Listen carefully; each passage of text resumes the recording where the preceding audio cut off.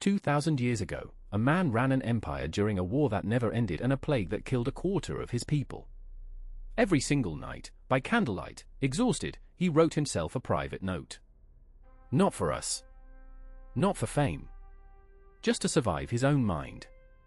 His name was Marcus Aurelius, and by complete accident, those notes became one of the most brutal self-discipline manuals ever written. Today you're getting one rule from it. One rule that, if you actually use it, ends the anxiety spiral you've been stuck in for years. Not motivation. Not a quote on a poster. A weapon.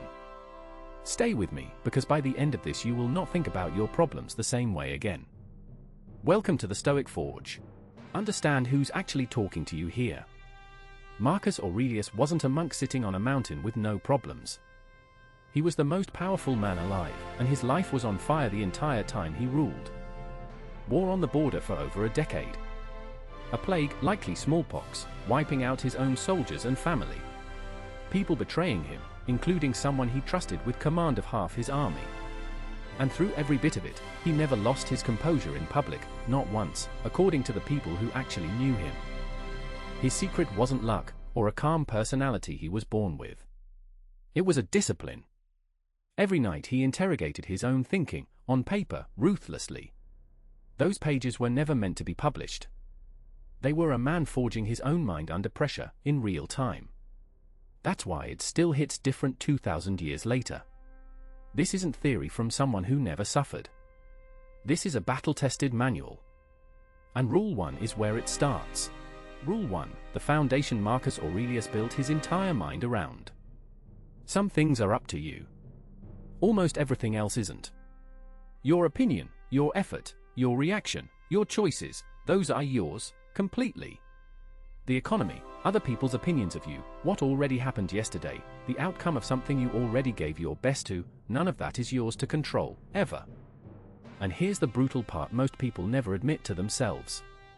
90% of your anxiety right now is spent gripping onto things in the second category, trying to control what was never yours to control in the first place. That's not discipline. That's exhausting yourself for nothing. Marcus wrote it like a blade to the throat. You have power over your mind, not outside events. Realize this, and you will find strength. So try this tonight. Take whatever's spinning in your head right now, and sort it into 2 columns, ruthlessly. Mine to control. Not mine to control. Then stop spending 1 more second of energy on the second column. That single habit, practiced daily, is what separates a calm mind from a mind at war with itself. Rule 2, and this is the one that flips how you experience literally everything. Marcus wrote, the impediment to action advances action, what stands in the way becomes the way. Read that twice. He's not saying obstacles don't hurt. He's saying the event itself is neutral, it's your mind that decides whether it's a disaster or fuel. Somebody insults you, that's just sound waves, until your mind decides it's an attack worth losing sleep over. You lose a job, that's just a change in circumstance, until your mind decides your identity is destroyed. The event doesn't have power over you. The story you tell yourself about the event does.